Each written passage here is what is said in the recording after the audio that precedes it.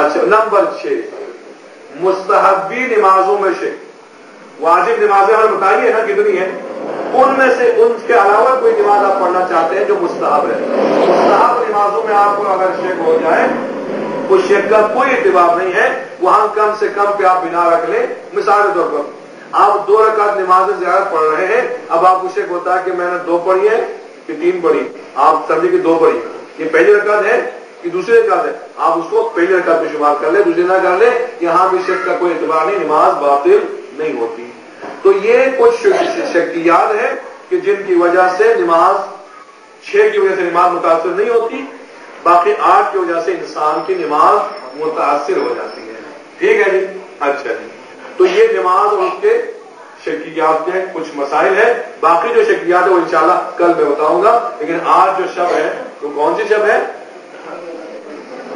19ویں رمضان کی شب ہے، ٹھیک ہے نا، آج 18 رمضان ہے، رات جو ہے 19ویں شب ہے، اور اس شب کو مولا علی کی جبین اقدس پہ ضربت لگی تھی، آپ کو ضربت لگی تھی، ٹھیک ہے، یہ شب ضربت مولا علی کہتے ہیں، ٹھیک ہے، اچھا، اور جب یہ 19ویں رمضان بس تھوڑا سا آپ کو یاد دلانا ہے، 19ویں رمضان آتی ہے، 18 رمضان کا روزہ افطار کرنے کے لیے آپ اپنی بیٹی ام کلثوم کے گھر میں مہمان تھے، ٹھیک ہے، وہاں پہ آپ کی بیٹی نے 2 چیزیں آپ کے سامنے رکھی، ایک دودھ اور ایک پانی کے ساتھ جو کی روٹی، تو آپ نے فرمایا بیٹی ان میں سے ایک کو اٹھا لیں، ایک کو اٹھا لیں، کیوں؟ اس لیے کہ آپ کے بابا کو حساب و کتاب کے لیے زیادہ دیر کھڑا رہنے کی ان میں طاقت نہیں ہے، کیونکہ جب جو ہم کھاتے ہیں، جو ہم پیتے ہیں، جو ہم عمل کرتے ہیں، جو ہم بولتے ہیں، ہر چیز کا حساب ہوگا قیامت کے دن، ٹھیک ہے نا، یہ ذہن میں رکھنا ہے۔ اس وجہ سے ہماری کوشش یہ ہونی چاہیے کہ کم سے کم کھائیں، کم سے کم بولیں، کم سے کم جو ہے نا ہم جو ہے برائیاں کریں، زیادہ نیکیاں کریں، تاکہ ہمارا حساب صحیح ہو جائے۔ اگر انسان حلال کھاتا ہے تو حلال کا حساب ہے، اگر حرام ہے تو حساب کے علاوہ اس کو عقاب ہے، ہر چیز کا حساب ہے قیامت کے دن، تو ہمیں اس دن سے ڈرنا چاہیے۔ بلکہ مولا فرماتے ہیں کہ وہ دن جب تمہارا حساب ہوگا، تمہاری نیکیوں کا، تمہاری برائیوں کا حساب ہوگا، تو وہ حساب کرنے والا دنیا کا کوئی حساب کرنے والا نہیں، بلکہ وہی حساب کرنے والا ہوگا جو تمہارے گناہوں کو دیکھ رہا تھا۔ خدا دیکھتا کہ نہیں دیکھتا؟ امام کا اشارہ اس بات کی طرف ہے، ان اللہ کان علیکم رقیبا، کہ خدا تمہارا نگہبان ہے، جو نگہبان ہے نا، ایک بلند جگہ پہ بیٹھ کے سب کو دیکھیں، ہر ایک کی نظر اس پہ ہوتی ہے، اب میں آپ میں سے ہر ایک کو دیکھ رہا ہوں، کون درس سنتا ہے، کون نہیں سنتا، کون اشارے کرتا ہے، کون اشارے نہیں کرتا، کون توجہ کرتا ہے، کون نہیں کرتا ہے، کون یاد کرتا ہے، نہیں کرتا، میں ایک ہی نظر میں سب کو دیکھ لیتا ہوں۔ جب میں اتنا چھوٹا آدمی ایک ہی نظر میں آپ سب کو دیکھ سکتا ہوں، تو وہ خالق اس پوری دنیا کو، ہر چیز کو ایک نظر میں نہیں دیکھ سکتا، اس کی نظر میں ہر چیز ہے، وہ دیکھ رہا ہے، یہ کیا کر رہا ہے، یہ کیا بول رہا ہے، یہ کیا کھا رہا ہے، یہ کیا کر رہا ہے، ہر چیز اس کی نظر کے سامنے ہے۔ جب قیامت کا دن ہوگا ہر ایک سے حساب لے گا، وہاں گواہ کی ضرورت نہیں ہے کہ تو نے یہ کیا، یہ کہ اس کی یہ سزا، اس کی یہ سزا، ٹھیک ہے۔ تو امام فرمایا میں سے ایک کو اٹھا لے، زیادہ حساب دینے کی مجھ میں طاقت نہیں ہے، تو ام کلثوم نے کیا اٹھایا؟ دودھ کو اٹھایا، امام نے پانی کے ساتھ افطار کیا، ٹھیک ہے۔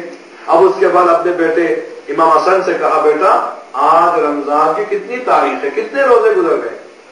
تو آپ نے عرض کیا بابا 18 روزے ہم رکھ چکے ہیں، 18 روزے گزر گئے ہیں۔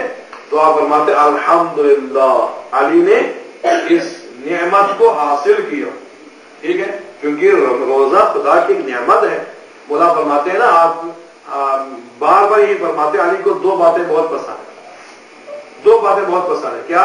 ایک یہ ہے کہ آپ فرماتے ہیں الصوم فی الصیف والجہاد فی السیف، آپ فرماتے تھے کہ سخت گرمیوں کے دنوں میں روزہ رکھنا اور تلوار سے جہاد کرنا، یہ دونوں علی کو بہت پسند ہے۔ تو روزہ علی کا پسندیدہ عمل، ہمیشہ روزہ رکھتے تھے، ٹھیک ہے، گرمیاں ہو یا سردیاں، ہمیشہ آپ روزے سے ہوتے تھے۔ تو الحمدللہ علی نے اس سعادت کو حاصل کیا۔ تو بیٹے کتنے دن رہ گئے؟ بابا تقریباً 12 روزے رہ گئے۔ تو آپ نے ایک آنکھ کے ساتھ فرمایا کہ علی اس سعادت سے محروم رہ گئے، ٹھیک ہے، یہ آپ نے فرمایا تھا، اور رات بھر آپ عبادت کرتے नहीं सोए, बल्कि अभी अली तो जिंदगी में रात को सोए नहीं। क्यों? इसलिए कि जब इसी रात की सुबह होने वाली थी तो अली छत पे गए, आसमान की तरफ देखकर सितारों को देख के आपने जुमला करवाया था। वो जुमला ये था कि ए सितारों तुम गवाह रहे ना, सितारों से कह रहे हैं तुम गवाह रहे ना कि अली ने तो तुम्हें निकलते और डूबते हुए देखा है, लेकिन तुमने कभी अली को सोते हुए नहीं देखा। इन्हें सितारों से कह रहे हैं कि तुमने अली कभी को सोए हुए नहीं देखा। अली ने कहा रात को कभी नहीं सोए, रात को हमेशा अली शब-ए-बेजारी करते थे। अली तुम एक रात सोए हैं, वो कौन सी रात है? वो शब हिजरत की रात है। रसूल के बिस्तर पर रसूल के हुक्म से सोए। तो अली ऐसे आराम की नींद सो गए कि तलवारें जो है ना दुश्मनों के हाथ में नंगी तलवारें हैं, लेकिन अली को परवाह नहीं, अली सो गए। क्यों? इसलिए कि आपने सवाल किया था ना उस वक्त कि रसूलुल्लाह मेरे आपके बिस्तर पे सोने से आप बच जाएंगे? हाँ अली मैं बच जाऊंगा। तो उस वक्त अली ने ये कहा था अल्हम्दुलिल्लाह, लाख लाख शुक्र है उस जात का कि अली को अपनी जान की परवाह नहीं, बल्कि रसूल के बारे में सवाल कर रहे हैं। आप बचेंगे अपने बारे में नहीं, अपनी जान की परवाह नहीं। तो अल्हम्दुलिल्लाह शुक्र अल्लाह कि आज अली को नबी की जान बचाने का मौका मिला, और इसी नियत को लेकर सोए तो खुदा ने अपनी रजायत अली को अता कर दी। तो ये रात अली सोए थे, बाकी जिंदगी में अली नहीं सोए। रात भर इबादत करते थे, रोजे रखते थे, गरीब गुरबा की मदद करते थे। यहां तक गरीब गुरबा की मदद करते थे ना कि आप बस ये एक छोटा वाक्य मैंने याद करना है कि इस कदर गरीब गुरबा की मदद करते थे कि रात के वक्त जब दुनिया सो जाती थी, अली एक टोकरी में रोटी डाल के अपने कंधे पर रख के खुद चल पड़ते थे। अगर कोई सहाबी कहता था ना कि हम उठाएंगे, अली फरमाते नहीं, ये मेरी जिम्मेदारी है, मैं खुद इस जिम्मेदारी को निभाऊंगा। ठीक है। एक मतलब आपने देखा कि एक औरत पानी लेने के लिए आई, वो जब पानी उठा के जा रही थी, बुढ़िया थी, वो उठा नहीं सकती थी, लेकिन अली ने उसका हाथ बटाया, उसके साथ ताउन किया, पानी उठा के उसके घर तक पहुंचाया, और उसके बाद कहा कि क्या तुम्हारा शौहर नहीं है, क्या तुम्हारा कोई और अजीज नहीं है? तो उस बुढ़िया ने कहा कि मेरा शौहर था, लेकिन वो अली के साथ जंग सिफ़ीन में था, वहां पर शहीद हो गया। अब मेरे बच्चों का कोई देखभाल करने वाला नहीं, कोई पुरसाने हाल नहीं। तो जब अली को पता चला ना कि ये जंग सिफ़ीन में शहीद हो गया था, उसके बच्चे यतीम हो गए थे, आप फौरन आए, घर आके खुरमा और बहुत चीजें लेके जा रहे थे। एक साहबी ने कहा मौला मुझे दीजिए, आप बता नहीं ये मेरा काम है। वहां गए घर में जाके उस औरत से कहा कि या तो तुम बच्चों को संभालो, मैं तंदूर में रोटियां पकाऊं, या तुम रोटियां पकाओ, मैं बच्चों को संभालू। औरत ने कहा कि रोटियां पकाना मेरा काम है, आप बच्चों को संभालें। औरत को पता नहीं था कौन है। आप बच्चों को संभालते हैं, बच्चों को खिलाते हैं, बच्चों को खुश करते हैं, बच्चों की शरारतों को आप बर्दाश्त करते हैं। औरत जो है ना खाना पकाती है, जब फारिग हो जाती है ना तो हमसाये की एक औरत आई, क्या देखा कि अली बच्चों को संभाले हुए हैं, बच्चों को उठा रहे हैं, प्यार कर रहे हैं, और वो औरत जो है खाना पका रही है। जब अली वहां से खाना पकने के बाद, बच्चों को खिलाने के बाद वहां से चल पड़े ना, तो उस औरत ने कहा कि तुम्हें पता है कि ये कौन है? तो कहा कि मुझे नहीं पता। कहा ये अमीरुल मोमिनीन अली इब्न अबी तालिब है, कि ये मुसलमानों का खलीफा है। आज तेरे घर में तुम उनसे काम ले रही हो, तुमने ये क्या किया? औरत घबरा गई कि खलीफतुल मुस्लिमीन ने काम दिया। दौड़ के अली के पास आई कि आप मुझे माफ कीजिए, मैं आपको नहीं जानती। तो आप फरमाते हैं कि औरत तुम मुझे माफ करो, तुम मुझे माफ करो। क्यों?